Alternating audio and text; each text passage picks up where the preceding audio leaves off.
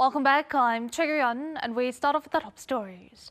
The Rim of the Pacific exercise, the world's largest military exercise, is currently underway in Hawaii, USA. The goal is to ward off China and Russia. The South Korean Navy has deployed the most troops thus far to expand its role. Pearl Harbor in Hawaii is packed with some 40 warships from 26 countries. South Korea's largest naval ship, Marado, is docked side by side with American aircraft carriers. It's the vessel's first participation in the Rim of the Pacific exercise, the world's largest maritime military drill held biannually. The South Korean Navy also deployed the Aegis destroyers King Sejong the Great and Munmu the Great, as well as the submarine Sindor-suk, along with over 1,000 troops. It's the most number of soldiers to be deployed by South Korea for the RIMPAC exercise thus far, and the second in scale after the U.S.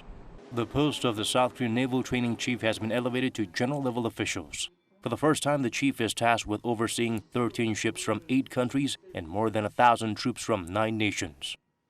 그만큼 대한민국 해군의 위상이 높아진 것이고 세계 안보에 기여하는 우리 대한민국의 역할 또한 증대되었다고 볼 수 있겠습니다.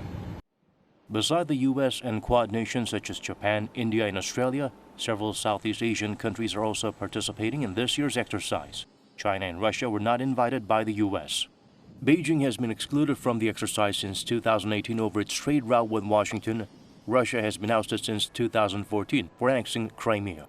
After finishing the exercise, the South Korean Navy will hold a ballistic missile detection and tracking drill jointly with the U.S. and Japan to bolster response against North Korean missile provocations.